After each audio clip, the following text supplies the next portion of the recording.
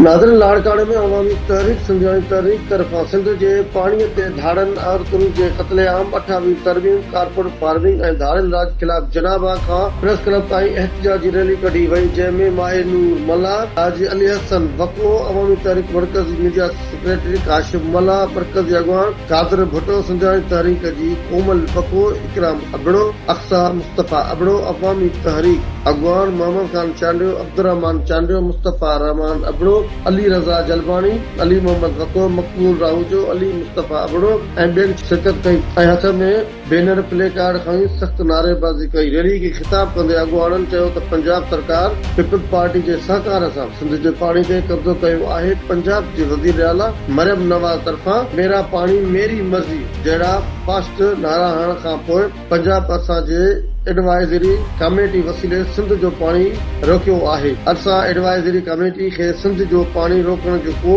बि अख़्तियार नाहे। नवाज़ लीग सरकार असांखे वफ़ाक़ी इदारे बदिरां पंजाब जो एजेंट बणाए छॾियो आहे, जेको पंजाब सरकार जा फंड फील्ड केनाल खोले सिंध जे हिसे जो पाणी गैरकानूनी कानूनी तौर रोके रहियो आहे। अॻवाननि चयो त तरक़ियाती मंसूबनि लाइ वफ़ाक़ वटि बजट कोन्हे, पर सिंध जे पाणी ते धारा हणण लाइ डेमनि ऐं केनालनि जे मंसूबनि लाइ बजट रखी वई आहे। भाषा डैम समेत नवां डैम जा मंसूबा सभु रद्द कया वञनि। इन्हनि चयो त मंसूबे वसीले सिंध जो पाणी मुकमल तौर बंदि करण जी साज़िश कई वई आहे। पंजाब सरकार अॻु में ई पंजाब डैम भरण ऐं टीपी ऐं सीजी जहिड़ा फील्ड केनाल वहाइण लाइ सिंध जो पाणी रोकियो आहे। पीपल्स पार्टी जे सौदेबाज़ी सबबि 6 स्ट्रक्चर केनालनि जे तलवार अञा ताईं सिंध मथां लटकियल आहे। इन्हनि वधीक चयो त सिंध जे हिसे जो पाणी छो न कयो वियो आहे। सिंध में बेजारो थी रहियो आहे, फसल सड़ी रहिया आहिनि, पीअण जो पाणी कोन्हे, चौपायो माल अॼु बुख ते आहे,